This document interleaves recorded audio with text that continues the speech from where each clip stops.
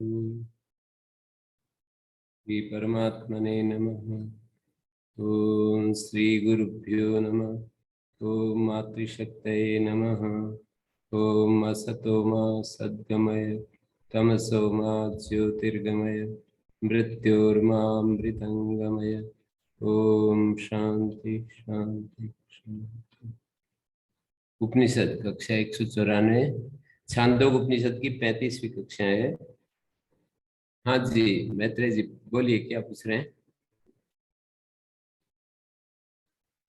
आचार्य जी, अध्याय 2 खंड 23 और पहला मंत्र का जो भाष्य है बहुत लंबा 12-14 पेज में है, तो उसमें कोई कुछ मैं मार्क किया है। एक एक करूं? दूसरे अध्याय के 23वां खंड जो जी, एक धर्म पहला के मंत्र। 3 स्कंद जो बताए हैं ना। हाँ जी जी जी। हाँ, उसमें कुछ कुछ मैं मार्क किया हूँ, कई सारे हैं। त्रयो धर्म एक तो स्कंधा यज्ञ अध्ययनम दानमिति प्रथमा।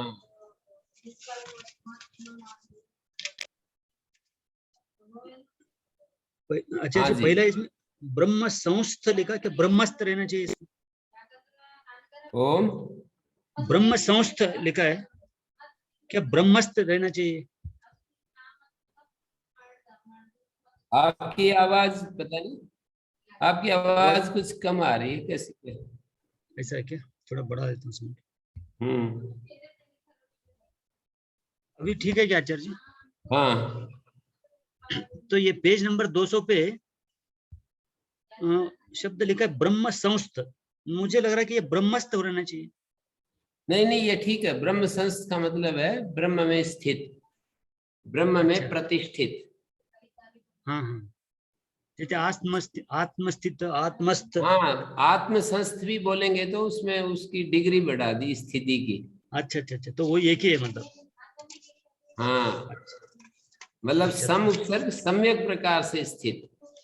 अच्छा अच्छा अच्छा। ब्रह्म में संस्थ का मतलब, इसलिए ब्रह्म संस्थ अमृतत्व को प्राप्त होता है। सन्यासी भी, हाँ यहाँ पर भाष्यकार ने ना एक बड़ी अच्छी बात लिखी है, और वो ये कहते हैं कि तपय द्वितीय की व्याख्या करते हुए कि परिव्राट, ये हाँ तापस, तपय द्वितीय तपयति कृत्स चांद्रायण आदि तद्वान तापस। जो कोई तप, कठोर तप करते हैं खाने पीने में, जैसे कृत्स चांद्रायण व्रत होता है, एक एक ग्रास भोजन करेंगे हम्म, पूर्णिमा पूर्णिमा तक, जैसे एक एक भोजन का मतलब चंद्रमा की कलाएं जैसे बढ़ती जाती हैं तो एक एक ग्रास प्रतिदिन बढ़ाएंगे, फिर एक एक ग्रास कम करते जाएंगे। कितना मुश्किल काम है ये। हम्म। तो ये सारा तप जो है, तापसः परिव्राटवा न ब्रह्म संस्था, उसको ब्रह्म संस्थ नहीं कहेंगे। वो क्या होगा? अपितु आश्रम मात्र संस्था। वो ब्रह्म संस्थ नहीं है, अभी आश्रम मात्र संस्थ है। अभी संन्यास आश्रम में वो स्थित है, ब्रह्म में स्थित नहीं है। जैसे कोई, ये आगे दिखाएंगे भाष्यकार, इसमें दिखाते दिखाते बहुत लंबी चर्चा करते हैं, और इसमें ये भी कह जाते हैं कि कोई संन्यास लेना कोई आवश्यक नहीं है।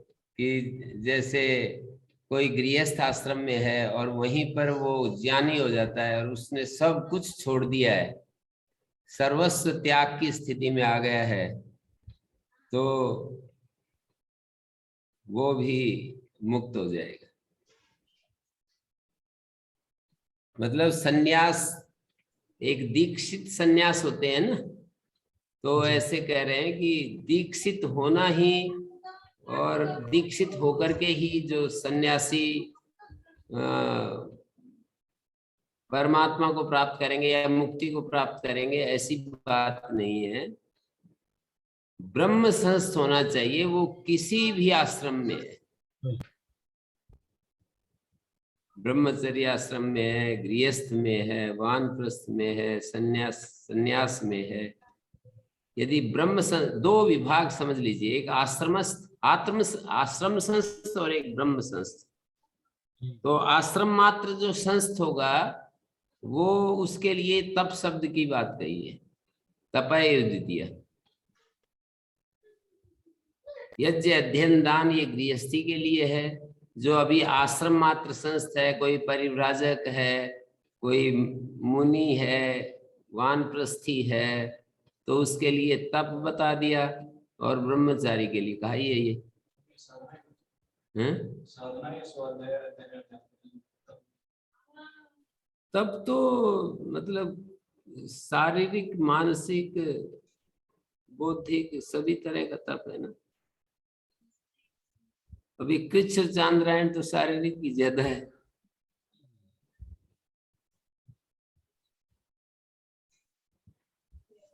भाष्यकार ने तप को बहुत ही अच्छा दूसरी जगह दिया है, बृहदारण्यक में।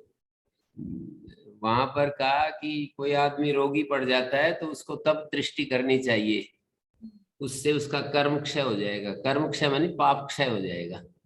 कर्म का मतलब पाप, वहां पर कर्म क्षय हो जाता है, पाप अक्षय हो जाता है यदि ये दृष्टि कर ले तो। कि मेरे पाप क्षय हो रहे हैं, ये जो मैं रोगी अवस्था में दुख अनुभव हो रहा है ना, कष्ट अनुभव हो रहा है, उसमें यदि तप दृष्टि कर ले तो उसका पाप अक्षय हो जाएगा। तो ऐसा इस कोई भी भाव संकट में आए भी, तो समझ सकते। हाँ कोई भी संकट आए तो उसमें तप दृष्टि कर ले। कोई संकट आए ना, बहुत बड़े बड़े संकट भी आ जाते हैं, छोटे छोटे भी आते हैं, तो वहां तप दृष्टि, जैसे हम विचलित होने लगते हैं ना, हमारे इस संसार में एक भी व्यक्ति 100% हमारे अनुकूल नहीं हो सकता। एक भी, सारी दुनिया में यदि हम ढूंढ करके खोज करके यदि प्रयास करते हुए हम खोजे कि एक व्यक्ति तो मेरे अनुकूल हो सकता है, तो एक भी व्यक्ति पूरा का पूरा हमारे अनुकूल नहीं हो सकता। तो प्रतिकूलता हुई ना, तो उन जी प्रतिकूलताओं में भी तब दृष्टि कर ले। ऐसे मतलब कोई भी आश्रम से ब्रह्मचर्य आश्रम से गृहस्थाश्रम उसमें भी तब दृष्टिकोण कोई संकट आता है। हाँ कोई भी संकट आता है, कोई प्रतिकूलता आती है, से कोई भी आश्रम है, ये समझे कि वो तब भी करे। मतलब ये तब कर रहा हूं मैं, कोई भी तो एक प्रतिकूलता दृष्टि, है। तो एक दृष्टि हैं? है आचार्य जी, एक दृष्टि नई दृष्टि, जी उपनिषद की दृष्टि। तो आचार्य जी और मेरे प्रश्न है इसमें आगे 205 नंबर पेज पर एक लिखा है तल मल बुद्धि। हाँ जी, ठीक है, 205। ठीक है जी। वही मतलब 23वां खंड, एक मंत्र का ही ये भाष्य है लंबा। हाँ 205 पर क्या बता रहे थे? तल मल बुद्धि, कोश तलमल में बुद्धि। आकाश, आकाश बुद्धि होनी। हाँ ये तो यूं कह रहे हैं कि जैसे आकाश होता है ना, उसमें विवेकी पुरुष को आकाश में, तल मल बुद्धि होनी क्या होगी। आकाश में आपको ये दिखता है ना कि एक जैसे ऊपर आंख घुमाते हैं तो ऐसा दिखता है ना, कोई एक छत है और कुछ मैला सा कुछ फैला हुआ है। तल मल पकड़ में आ गया होगा आपको। अच्छा तल और मल, हम्म। बुद्धि होनी। अच्छा, जैसा नीचे तल में है तो उसी तरह ऊपर में, इसी तरह। हाँ जी, हाँ जी। अच्छा जी, प्रतिषेध बोल के लिखा है उसी नेक्स्ट पैराग्राफ में, अभक्ष भक्षण का अभक्ष्य प्रतिषेध। भक्षण आदि प्रतिषेध वाक्य नाम, ये अभक्ष्य भक्षण का प्रतिषेध करने वाले जो वाक्य है, हम्म, अभक्ष पदार्थ का प्रतिषेध करने वाले जो वाक्य है, माने जो अभक्ष चीजें होती हैं ना, उनका प्रतिषेध करने वाले जो वाक्य है। बहुत प्रतिषेध में सारे निषेध, धर्मशास्त्रों में हमको मिलते हैं ना अभक्ष भक्षण प्रतिषेध, उनको मतलब कह रहे हैं। निषेध, निषेध क्या है चर्चा। हाँ अभक्ष पदार्थ होते हैं और उनको खाने का निषेध करते हैं, तो हम्म, ऐसे जो वाक्य है उनको अभक्ष भक्षण प्रतिषेध वाक्य कह रहे हैं। अच्छा। तो अगले पृष्ठ पर आचार्य जी काम में कर्म, उनका हम जैसे अभक्ष भक्षण कुलिंजान न भक्षयेत, इस तरह के जो वाक्य होते हैं ना, जैसे कोई कहे सुराम न पिबेत, ये अभक्ष भक्षण प्रतिषेध वाक्य कहलाएगा।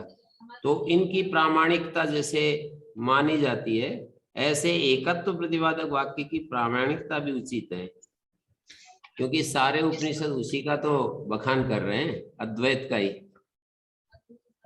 एकत्व प्रतिपादक। एकत्व वाक्यस्य अभिप्रामाण्यम सर्वोपनिषदाम तत्परत्वात्।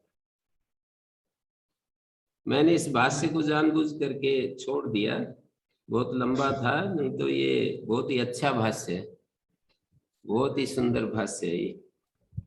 तो पूरा इसमें एकत्व तो है, इसमें बोले आगे में मार किया उसको, एक तो एकत्व प्रतिपादक।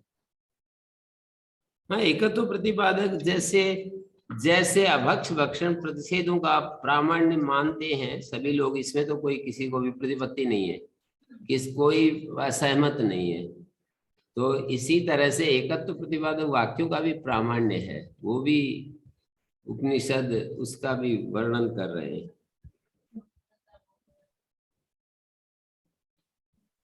ये तो बहुत माने विस्तार से इसको खोला इन्होंने, बहुत ही अच्छा भाष्य है। यदि कोई इसको अच्छा, इसको आपने कवर नहीं किया हैं? आपने कवर नहीं किया, मतलब मैं सोचा ये आप पढ़े, बल्कि मैं पढ़ रहा था आपका वो कल के, इसमें भी देख रहे कि आप बताए कुछ, तो मैं सोचा इसको पूरा पढ़ लेते हैं, तो इसमें कई सारे शंकाएं मैं मार्क किया हूँ।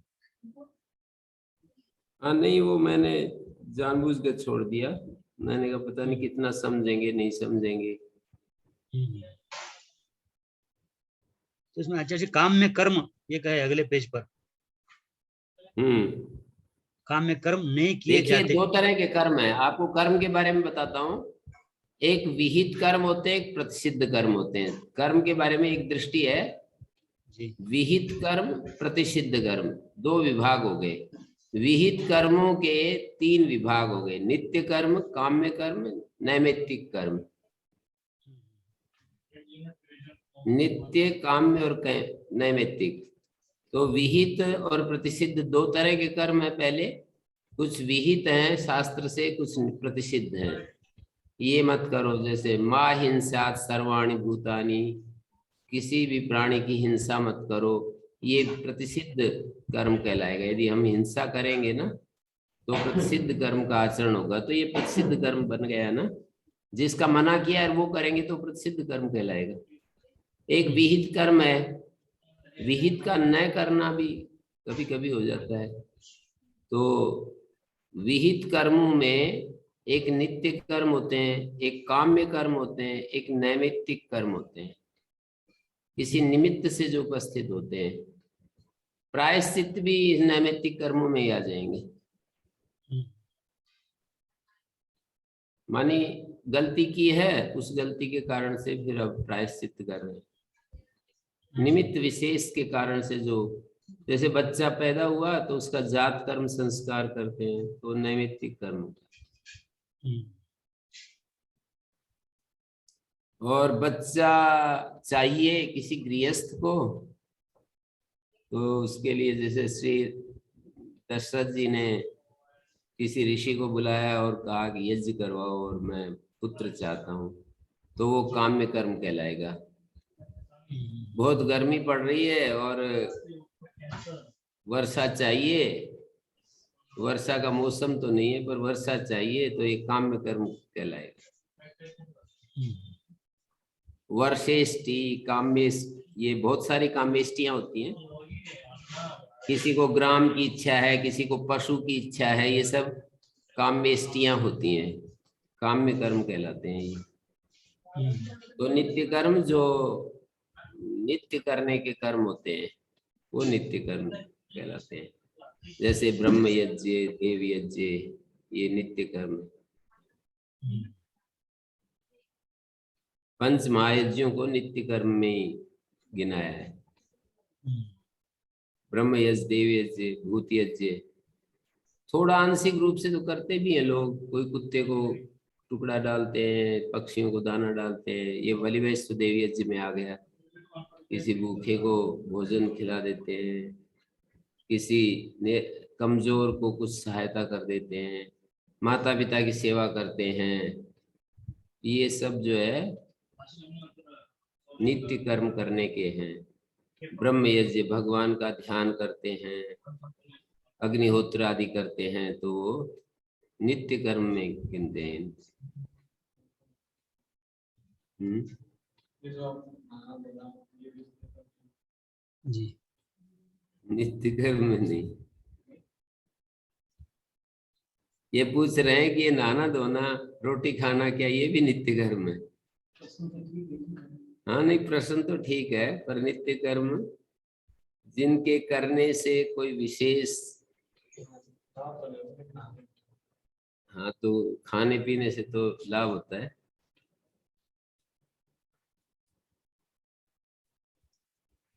तो जो हमारे को नहीं मतलब जरूर करने पड़ते हैं शरीर के लिए, तो वो सब नित्य कर्म आ गए। नहीं, शरीर के लिए जो कर्म किए जाते हैं उनको क्या नित्य कर्म कहेंगे? वो तो शास्त्रकारों ने जिनका विधान किया है ना कि ये करो ये करो, अच्छा, वो तो डेली वो शास्त्रों के द्वारा जो विहित है। खाने पीने का कहाँ विधान करते हैं शास्त्रकार? वो तो हमारी दिनचर्या है गुरु जी, वो तो हमें करना ही है। हाँ तो भूलने की जरूरत नहीं उसको। तो हाँ, एक वेद तो उसको बताता है ना, जो वेद वेद क्या बताता है इसके लिए एक वाक्य बोलते हैं, प्रत्यक्षेण अनुमित्या वा यस्तु उपायो न विद्यते एनम विदन्ति वेदेन तस्मात् वेदस्य वेदता। प्रत्यक्ष प्रमाण से या अनुमान प्रमाण से, 3 प्रमाण होते हैं ना, मतलब कम से कम 3 प्रमाण होते हैं, प्रत्यक्ष, अनुमान और आगम। तब प्रत्यक्षेण अनुमित्यावा, जिसका हम प्रत्यक्ष प्रमाण से, अनुमान प्रमाण से बोध नहीं प्राप्त कर सकते, ज्ञान प्राप्त नहीं कर सकते, उसको वेद के द्वारा, आगम के द्वारा जानते हैं।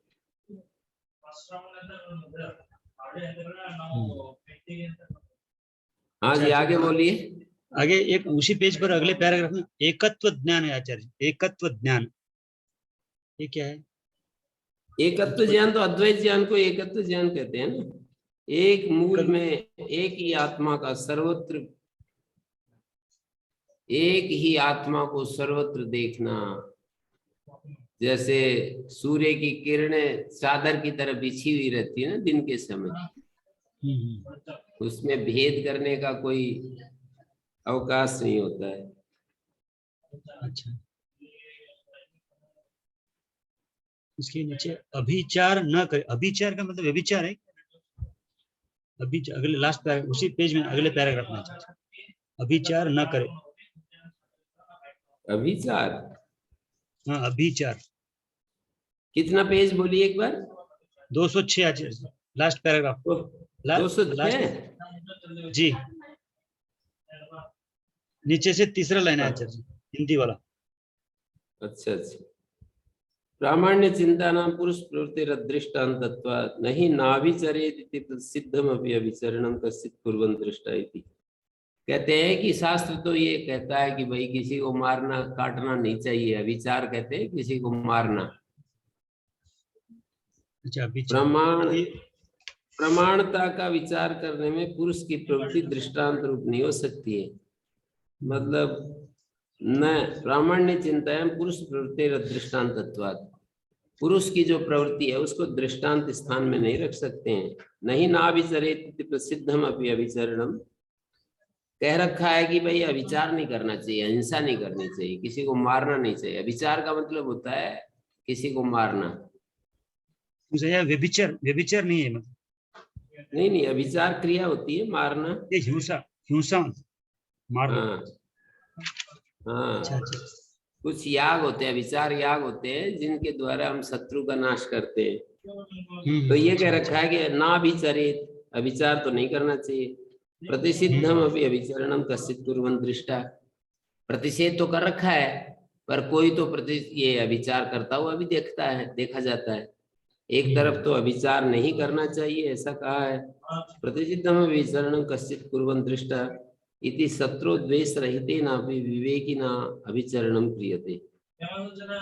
शत्रु के प्रति द्वेष भाव भी नहीं है, शत्रु द्वेष रहितेनापि विवेकिना, शत्रु के प्रति द्वेष रहित होते हुए भी विवेकी के द्वारा विचार किया जाता है।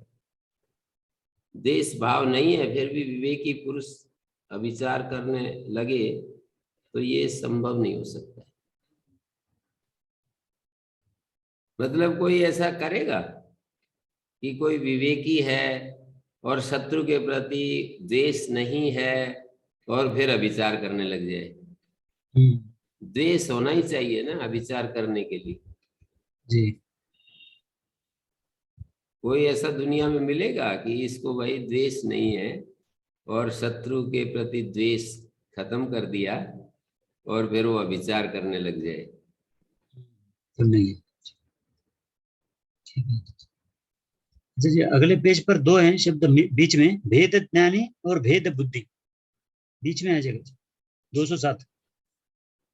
सिद्धांति भेद प्रत्ययवतो अधिकृतत्वात्, कर्मानुष्ठान का अधिकारी भेद ज्ञानी है।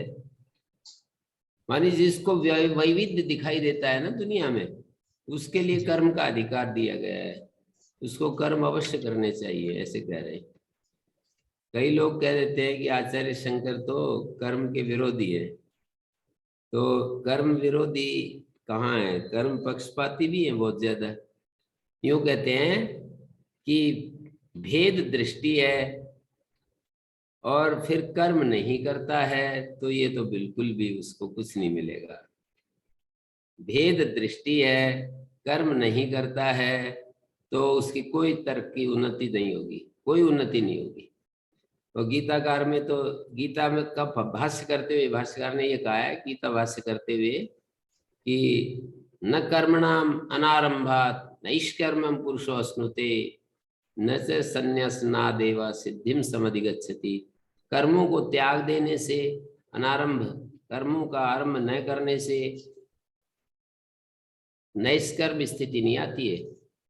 कर्म का सर्वथा जो अभाव है ना, हमारे मन में कोई कर्म संस्कार ही समाप्त हो जाए, कर्तृत्व का संस्कार ही समाप्त है। नैष्कर्म स्थिति गीता की सबसे उत्तम स्थिति मानी है। नैष्कर्म का मतलब है हाँ, मतलब उसकी स्थिति ऐसे होती है, कर्मणि अकर्म या पश्चेत कर्मणि च कर्म या सबुद्धिमान मनुष्येषु सकृष्ण कर्म कृत नर, संपूर्ण कर्म का करता है वो। तो जो व्यक्ति नैष्कर्म स्थिति को पाना चाहता है कि मैं कर्म त्याग दूंगा तो बस नैष्कर्म स्थिति आ जाएगी, ऐसे नहीं होता है। कर्म तो उपाय हैं, उपाय को छोड़ने से उपेय कैसे मिलेगा, ऐसे तर्क देते हैं। तो यहाँ पर भी उन्होंने यही बात की कि भेद प्रत्यय तो अधिकृतत्वात्, भेद प्रत्ययवान जो होता है वो कर्मानुष्ठान का अधिकारी होता है। भेद प्रत्ययवान अनुपमर्दित भेद बुद्धि, जिसने भेद बुद्धि का उपमर्दन नहीं किया है, विद्या यस कर्मणि अधिकृता, तो उसको कर्म में अधिकार दिया गया है शास्त्रकार ने। विद्या के द्वारा जिसने भेद प्रत्ययवान है और अनुपमर्दित भेद बुद्धि वाला है, जिसने भेद बुद्धि को हटा नहीं पाया है विद्या के द्वारा, तो फिर उसको कर्म में अधिकार दिया है कि तुम्हें कर्म करना चाहिए, कर्म करना चाहिए। चित्त की शुद्धि होगी, चित्त शुद्धि के बाद ये सामर्थ्य आएगा कि तुम जो है इस भेद से ऊपर उठ सको। भेद है अच्छा बुरा, उसमें दोनों को अलग अलग। भेद का मतलब यहाँ पर अच्छा बुरा की बात नहीं है। भेद का मतलब जो द्वैत दृष्टि है उसको भेद दृष्टि कहते हैं। जो ये वैविध्य दिखाई देता है ना, एकत्व नहीं दिखाई देता। गीता में ज्ञान के 3 रूप बताए, सात्विक ज्ञान, राजसिक ज्ञान, तामसिक ज्ञान। सात्विक ज्ञान वो होता है जिसमें एकत्व दृष्टि होती है। राजसिक ज्ञान जिसमें अलग अलग चीजें दिखाई देती हैं, हम सब अलग अलग, बीच में गैप दिखाई देता है, जैसे तुम अलग हो मैं अलग हूँ। तो ये बहुत शोर हो रहा है, क्या बात है? कहीं म्यूट करना पड़ेगा। हाँ जी, तो जो भेद है, जो भेद भेद बुद्धि है, उसको द्वैत बुद्धि कहते हैं। वैविध्य दिखाई देता है कि भाई हम अलग अलग हैं, मेरा आत्मा अलग है, आपका अलग है, ऐसे अलग अलग देखना, ये भेद बुद्धि है। कर्म करने का तात्पर्य जो जिम्मेदारी है वो भी कर्म है ना, दायित्व हो गई। वो भी है, दो तरह के कर्म होते हैं, एक वर्णाश्रम के कर्म होते हैं, वर्णों के विहित कर्म होते हैं, एक आश्रमों के कर्म होते हैं, एक उनको श्रौत और स्मार्त कर्म, वैदिक कर्म कहते हैं, यज्ञ याग आदि। तो वर्णाश्रम विहित कर्म एक कर्म सबसे कहे जाते हैं, और एक श्रौत और स्मार्त कर्म जो वैदिक कर्म बोलते हैं उसको। लौकिक और वैदिक दो तरह के कर्म होते हैं। तो वैदिक कर्म वो होते हैं जो वेद में विहित कर्म है, वो यज्ञीय कर्म कांड आदि, इनकी दृष्टि से कह रहा हूँ। वही कर्म करने चाहिए, किसी भी आश्रम में कर्म करते रहना चाहिए। हाँ, वो तो बताते हैं कि भाई ज्ञान प्राप्ति के लिए ना, कुर्वन्ने वे कर्माणि जिजीविषेच्छतम समा, उसकी व्याख्या करते हुए भाष्यकार ने ऐसा कर दिया कि कर्म करते हुए ही 100 वर्ष जीने की इच्छा करें, ना कि ना करते हुए, क्योंकि कर्म नहीं करेंगे तो अकर वो उसमें हो जाएंगे, कुछ ना कुछ और चीजें हमारे को पकड़ लेंगी। तो अपनी ऊर्जा को पॉजिटिव वे में लगाए रखें। कुर्वन्ने वे कर्माणि, अपने पास जो ऊर्जा है उसको हम कर्म में लगाए रखेंगे तो वो ऊर्जा गलत काम में नहीं जाएगी। वैसे इस मंत्र का अलग अलग व्याख्यान करते हैं, श्री अरविंद ने उसका व्याख्यान कुछ अलग किया है। भाष्यकार तो न कर्म लिप्यते नरे, इसका अर्थ आचार्य शंकर ने यह कर दिया कि मनुष्य का यदि कर्म में मन लगा हुआ है, कर्म कर रहा है, तो वो अशुभ कर्म में नहीं जाएगा उसका मन। न कर्म लिप्यते नरे अशुभे कर्मणि न लिप्यते। अशुभ कर्म, कर्म का अर्थ दूसरे पंक्ति में जो कर्म है ना, अशुभ कर्म से बच जाएगा वो। मानी सामान्य तर्क ये हेतु दिया जाता है ना कि भाई अच्छा है, अच्छे कामों में लगे रहोगे तो बुराई से बचे रहोगे। कुर्वन्ने वे कर्माणि, कर्मों को कर्म मतलब करते हुए, न कि फल का चाहना करते हुए।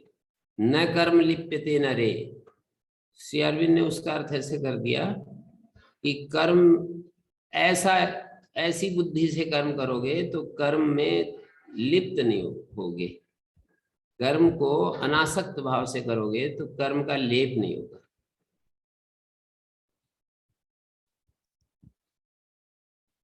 इसीलिए तो मुश्किल हो जाता है। श्रुतियों का अर्थ श्रुतयो विभिन्ना स्मृतयो विभिन्ना नैको ऋषिर्यस्य मतम प्रमाणम। भाष्यकार वहां पर एक महाभारत की कथा है ना, यक्ष युधिष्ठिर संवाद, श्रुतयो विभिन्ना स्मृतयो विभिन्ना नैको ऋषिर्यस्य मतम प्रमाणम। पानी भी नहीं, चाय भी नहीं, बहुत ज्यादा हो रहा है सब कुछ, ज्यादा हो रहा है सब कुछ। एक भी ऋषि ऐसा हम यूं कैसे ढूंढ करके लाएं कि बस इसकी बात सब मानो भाई, हैं? सबकी अपनी अपनी दृष्टि। सबकी दृष्टियां है ना। धर्मस्य तत्वम निहितम गुहायाम, धर्म का तत्व तो गहरी गुहा में, बुद्धि गुहा में छिपा पड़ा रहता है। महाजनो येन गतः स पंथा, इसलिए जो महापुरुष जिस रास्ते से चलते हैं उससे चलते चले जाना चाहिए। मुश्किल हो जाता है ना, ये एक आदमी ये कह रहा है, दूसरा ये कह रहा है।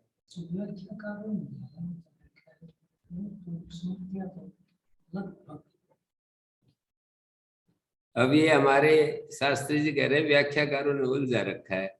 व्याख्याकारों के बिना हमारे पास रास्ता क्या है, कैसे हम आगे बढ़े? भाष्यकार योगी नहीं है, आचार्य शंकर। आचार्य शंकर और स्वामी दयानंद, आचार्य शंकर तो वेद को नहीं छुपाए, ये हमारा तो बात था, और स्वामी दयानंद जी जो है उपनिषद आदि दर्शनों को नहीं छुपाए, ये हमारा तो बात था। अर्वाचीन में दो ही दार्शनिक हुए और दोनों ने किसको प्रमाण नहीं, ऐसे ऐसे नहीं बोल सकते ना, ये तो एक बहुत ही मतलब हमारी दृष्टि की अपूर्णता कहलाएगी। आचार्य शंकर को पकड़ करके कोई यूं कह दे कि ये योगी नहीं थे। ना, योगी की मना नहीं क्या, अच्छा, वेद को नहीं छुपाए, थोड़ी कार्य कम कर पाए, ये कहना है कि मेरा योगी नहीं। हाँ तो योगी तो है ना, रो भाष्यकार भी है। ये तो मैं ये कह रहा हूँ, वो वेद को नहीं छुपाए, वेद को पूरा छुआ है उन्होंने। अच्छा, हाँ, उनका सब्जेक्ट अलग है ना। जैसे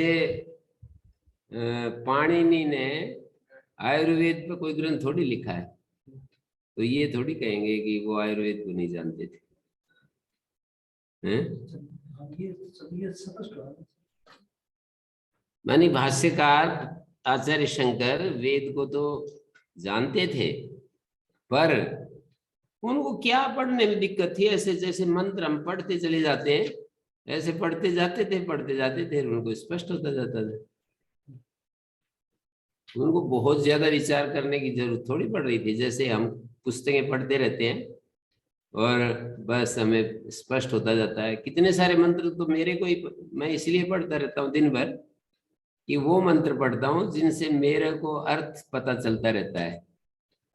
वहां बैठे बैठे सब मंत्र थोड़ी पढ़ता हूँ मैं, वो मंत्र पढ़ता हूँ जिनमें मेरे को प्रेरणा मिलती है, मेरे को अच्छा लगता है। तो आचार्य शंकर को तो सारा वो था, लेकिन ये कहिए कि उनका सब्जेक्ट नहीं था। उन सारे विषयों में से उनको उनका एक विषय बनाया उन्होंने अपना, कि मुझे वेदांत को समझाना है, वेद का जो अंतिम भाग है उसको समझाना है। बाकी तो वो समझते ही हैं। वहां उस समय जितना भी वेद को एक कर्म कांड में विनियोग के रूप में ज्यादा देखा जाता था, अभी अर्वाचीन काल में महर्षि दयानंद की ये विशेष देन कही जाएगी कि वेद हमारे व्यावहारिक ज्ञान के भी साधन है। हमारे व्यावहारिक राज काज धर्म गृहस्थ, ये सारे परस्पर व्यवहार, इनको भी मूल संहिताओं में ये सारा विषय है। नहीं तो वेद के मंत्रों को कर्म कांड में विनियोग कर रखा है। बस वो स्रोत सूत्रकारों ने ये कह रखा है कि इस मंत्र से ये क्रिया करें, इस मंत्र से ये क्रिया करें। वो कर्म कांड के लिए ही वेद जो है ना माने जाते थे।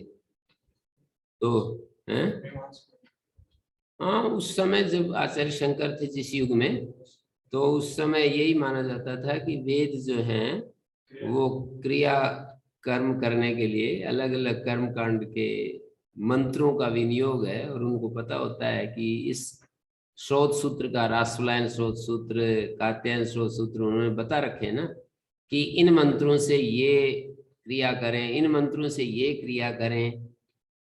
तो ऐसा वाला ये जो पोर्शन है ना, ये उस समय प्रचलित था आचार्य के सामने।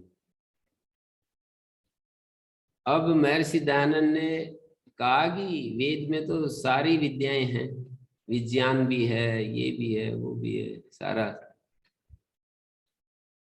ये तो नहीं कहना चाहिए कि वेद को नहीं छुपाए, वेद को छुआ तो वो उस अर्थ में उन्होंने उस नहीं, उन वेद का उनके समय जो उपयोग होता था ना, उनसे पहले वाले जो शास्त्रकार है ना, मीमांसा आदि स्रोत सूत्रकार हैं, उन्होंने विनियोग कर रखा है कि इस कर्म में इस मंत्र का विनियोग, इस कर्म को करने के लिए ये मंत्र बोला जाए, ये मंत्र। तो इस तरह से वो चल रहा था। महर्षि दयानंद ने इस युग में उनकी एक अलग दृष्टि आई कि वेद तो हमारे व्यावहारिक जीवन का भी के लिए भी सहयोगी है। तो उतने मात्र से वो तो एक व्यावहारिक जीवन होता है, एक अंतिम तत्व की खोज होती है। तो अंतिम तत्व की खोज के लिए तो ठीक है, वेदांत है। और व्यावहारिक जीवन कैसे जीना चाहिए, वेद में यदि सिद्ध कर दें तो उसमें क्या होगा। ठीक है, व्यवहारिक जीवन भी अच्छा होना चाहिए हमारे को, परस्पर का सुख, कर्तव्य बोध, आपस में गृहस्थ आश्रम में पति पत्नी कैसे रहें, राजा प्रजा कैसे रहें, राजा कैसा होना चाहिए, और ये बहुत सारे विषय हैं ना, वो सब जो है वेद में हमारे को सीखने को मिलते हैं। हाँ जी, बोलिए आगे मैत्रेय जी। आचार्य जी, प्रश्न 209 जी। इसमें लिखा है, संपूर्ण ज्ञान रहित पुरुषों को पुण्य लोक की प्राप्ति होती है, सो ठीक ही है। संपूर्ण ज्ञान रहित पुरुषों को पुण्य लोक की प्राप्ति होती है, सो ठीक ही है। ये अच्छा, ये तो ठीक है। यत पुनरुक्तम, जो ये बात कही गई, सर्वेषां ज्ञान वर्जिता नाम पुण्य लोकता इति सत्यमेतत्। मतलब ज्ञान रहित, हम तो ज्ञान से मुक्ति बोलते हैं, तो ये संपूर्ण ज्ञान रहित बोल रहे हैं।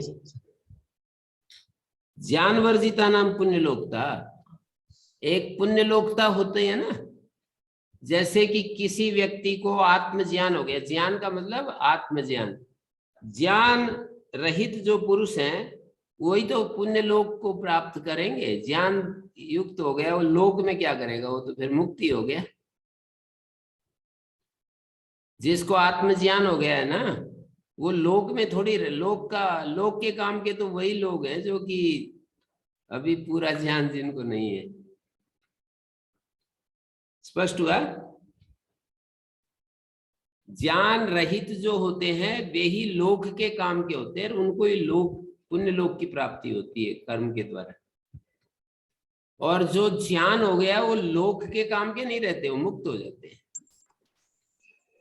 लोक का मतलब ही होता है कि जो कर्म के द्वारा हमें प्राप्त होता है वो लोक होता है, जिसका भोग करते हैं हम लोग।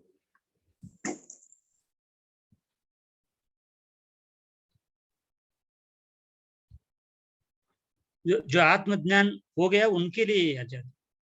आत्मज्ञान जो हो जाता है ना, वो पुण्य लोक नहीं मिलता, मुक्ति मिलती है। एक पुण्य लोक होता है, एक मुक्ति होती है। तो जिनको आत्मज्ञान हो गया उनको पुण्य लोक नहीं मिलता, उनको मुक्ति मिल जाती है। और जिनको आत्मज्ञान नहीं मिला है उनको लोक मिलते हैं, पुण्य लोक मिलते हैं। यदि पापी हैं तो नरक मिलता है। ऐसा है ये व्यवस्था। उत्तम कर्म करने वाले लोगों को पुण्य लोक मिलते हैं। ज्ञान हुआ नहीं, उत्तम कर्म कर रहे हैं तो क्या मिलेगा, पुण्य लोक। हाँ, अच्छा है जी। जी जी, अच्छा, मतलब स्वर्ग जैसा हुई। हाँ, स्वर्ग मिल गया। आपने बड़ा पुरुषार्थ किया है इसको पढ़ने में। ले, एक बार से काम नहीं चलेगा, आपको ये 10 बार तो पढ़ना पड़ेगा जी। 10 बार तो पढ़ लोगे तो फिर आप मास्टर हो जाएंगे फिर इसके। हाँ जी, मतलब हाँ जी, पहले फर्स्ट राउंड में शंका। आचार्य दयाराम जी बोल रहे हैं कुछ, पूछ ओम गुरु जी, मैं तो इनके आपके समर्थन में ये कह रहा। हाँ जी, कठोपनिषद में है ना, जो परीक्ष लोकान कर्म चितान ब्राह्मणो निर्वेदम आयातना अस्ति अकृत कृतेन, वो वहां भी यही कह रहे हैं कि कर्म से तो मुंडक कर्म के उपनिषद में है आप। ये कठोपनिषद में परीक्ष लोकान कर्म चितान ब्राह्मण निर्वेदम आयातना अस्ति अकृत कृतेन, ये वाला जो मंत्र है। एक बार फिर देखना, पता नहीं मेरे को तो मुंडक उपनिषद याद आ रहा है, आपको कठोपनिषद आ रहा है। एक बार चेक कर लेना बाद में, अभी बहस मत करो। जी गुरु।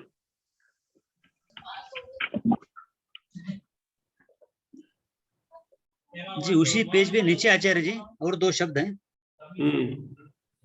यव और वराह, तथा ऐसा जो कहा कि यव और वराह आदि शब्दों के समान ब्रह्म संस्थ शब्द यव वराह आदि यत्पुनोक्तम यव वराह आदि शब्दवत परिव्राज के न रूढ़ो ब्रह्म संस्थ।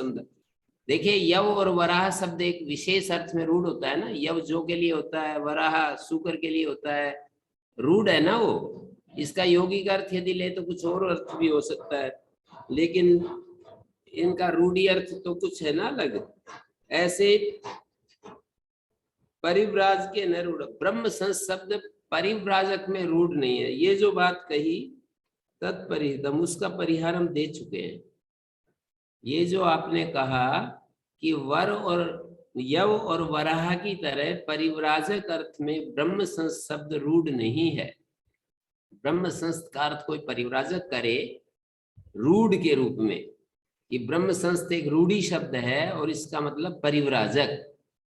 तो ये जो आपने कहा यव वराह की तरह, यव शब्द और वराह दो शब्दों को पकड़ के कह रहे हैं कि जैसे ये रूढ़ी शब्द होते हैं, ऐसे परिव्राजक अर्थ में ब्रह्म संस्थ शब्द रूढ़ नहीं है। उसका परिहार दे दिए। तस्से ब्रह्म संस्थता संभवा नान्य से, कहते हैं ब्रह्म संस्था उसी की संभव होगी जो बिल्कुल जिसका सर्वस्व त्याग हो गया है।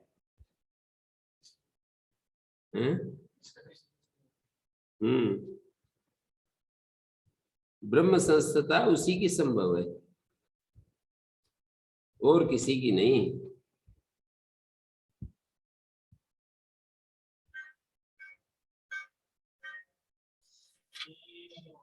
ठीक है आचार्य जी, हो गया, धन्यवाद मेरे समझ।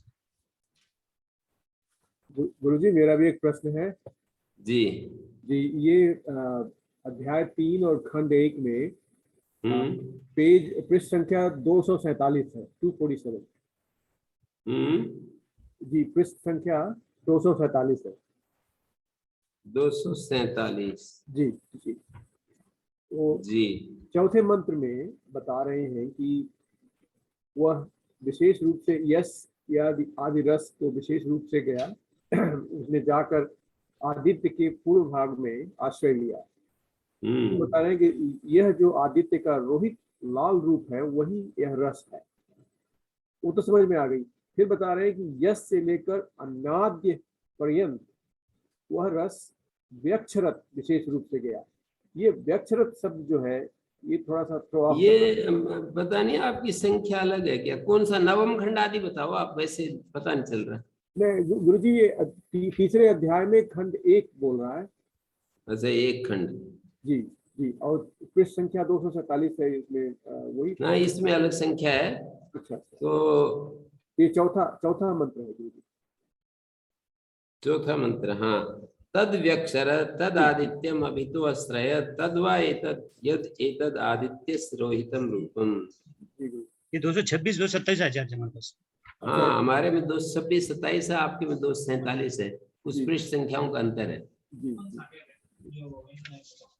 हाँ, तो आप ये पूछना चाह रहे हैं कि व्यक्षरत जो है सब व्यक्त रस बोले ना यहाँ पर यश से जो भाष्यकार हिंदी में समझा रहे हैं, बोले यश से लेकर अन्नाद्य, यश से लेकर अन्नाद्य पर्यंत वह रस व्यक्षरत विशेष रूप से गया।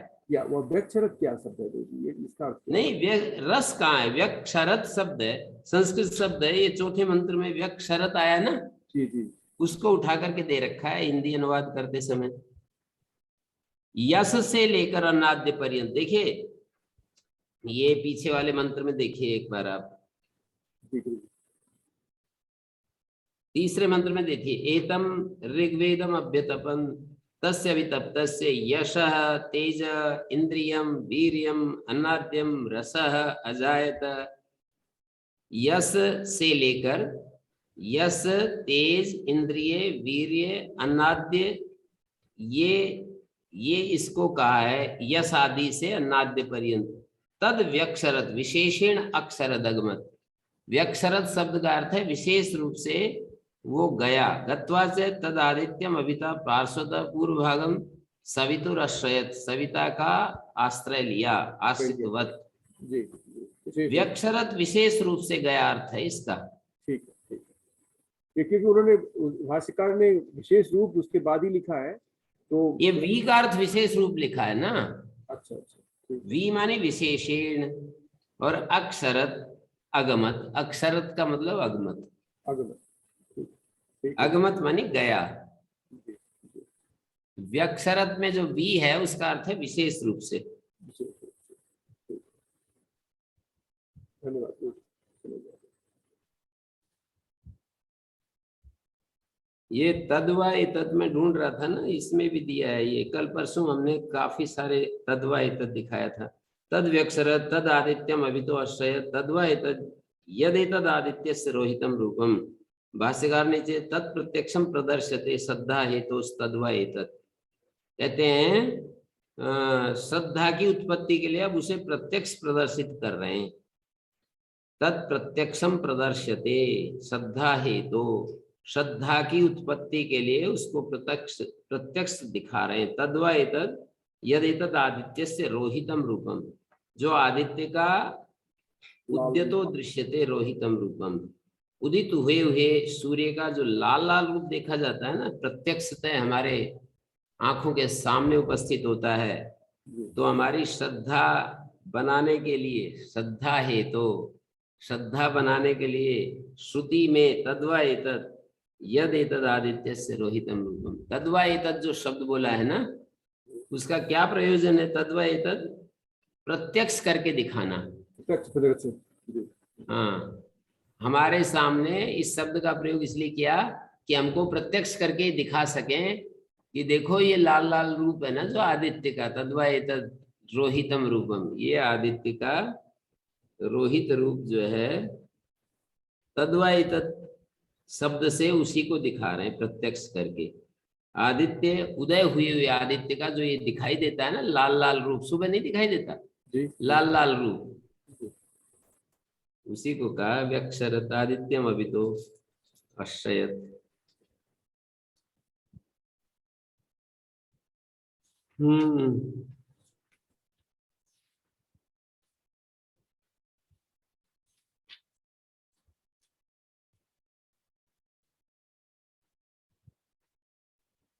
तो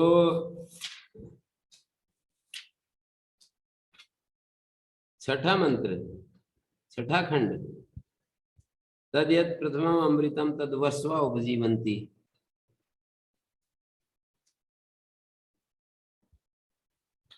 छठा मंत्र है। इनके इस मैत्रेय जी से के प्रश्नों को लेकर के मन में ऐसा आया कि ये भाष्यकार का त्रयोधर्म स्कंदा का जो विवेचन है ना, इसको पढ़ाना चाहिए। कभी देखते हैं समय निकाल करके, 2-3 दिन लगेंगे, देखते हैं।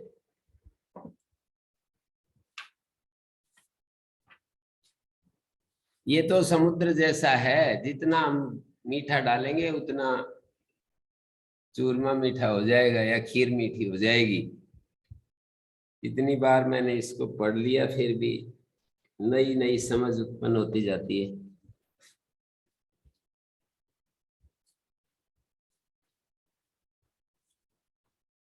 ये हमारे दयाराम जी ने भी कई बार पढ़ लिया, कई बार पढ़ करके भी, और बार बार पढ़ने की उनकी इच्छा मिटती नहीं, और ज्यादा जागृत होती है। ये अच्छे लक्षण है, अच्छे स्टूडेंट के लक्षण है। जी प्रणाम।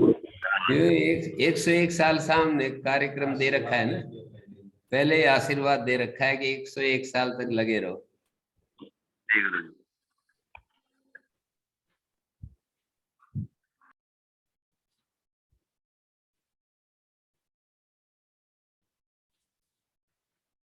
हाँ जी, छठे खंड में ये कहा है,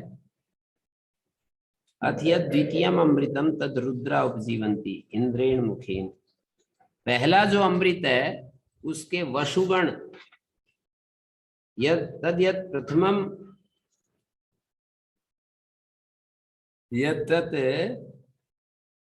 प्रथमम अमृतम तद वसवा उपजीवंती अग्निना मुखेन न वै देवास्नंती। ये वाक्य बार बार सुनने को मिलेगा।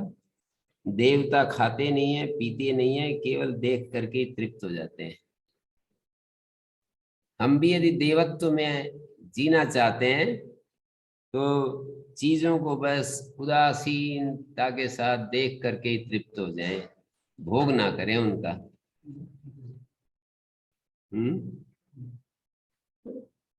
न वही देवा स्नंती न पिबंती। हम भी यदि देवत्व चाहते हैं अपने जीवन में, तो इस संसार को जब देखें तो इस संसार को देखने के समय बस इसका भोग ना करें, पटर पटर मत करो इसको, चुपचाप व्यवधान होता है इससे। न वै देवा स्नन्ति न पिबन्ति एतद् अमृतम दृष्ट्वा तृप्यन्ति। इस अमृत को देख करके तृप्त हो जाते हैं। तो ये पहला अमृत है। त एतदेव रूपम अभिसंविशन्ति एतस्माद् रूपाद् उद्यन्ति। इस रूप में अभिसंविशन्ति माने इस रूप में, अभिसंविशन्ति का मतलब है उदासते। इसका हिंदी ट्रांसलेशन क्या करते हैं भाष्य का, ये जो है हिंदी अनुवाद करने वाले, किंते नुरुद्यमा अमृतम उपजीवन्ति न कथन तरी एतदेव रूपम अभिलक्ष्य अधुना भोगाद अवसरो नास्माकम इति कृत्वा अभिसंविशन्ति उदासते। हमारा भोग काल नहीं है, भोगने का अवसर नहीं है, ये जान करके अभिसंविशन्ति माने उदासते। अभिसंविशन्ति का मतलब उदासीन हो जाते हैं क्या हैं? हाँ, मतलब अभिसंविशन्ति का अर्थ वैसे प्रवेश करना होता है, पर यहाँ एक विशेष अर्थ है, इसलिए भाष्यकार को विशेष अर्थ करना पड़ा। अभिसंविशन्ति जैसे वहां आता है ना, यतो वा इमानि भूतानि जायन्ते यत् येन जातानि जीवन्ति यत् प्रयन्ति अभिसंविशन्ति तद् विजिज्ञासस्व तद् ब्रह्मेति।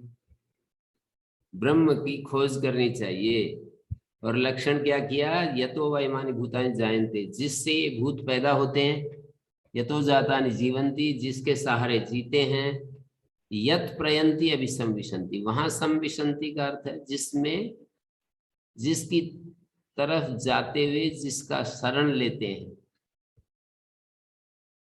उसमें प्रवेश कर जाते हैं। पैदा भी उसी से होते हैं। तज्जलान का जो अर्थ है वही इसका अर्थ है। तज्ज तल्ल तदन,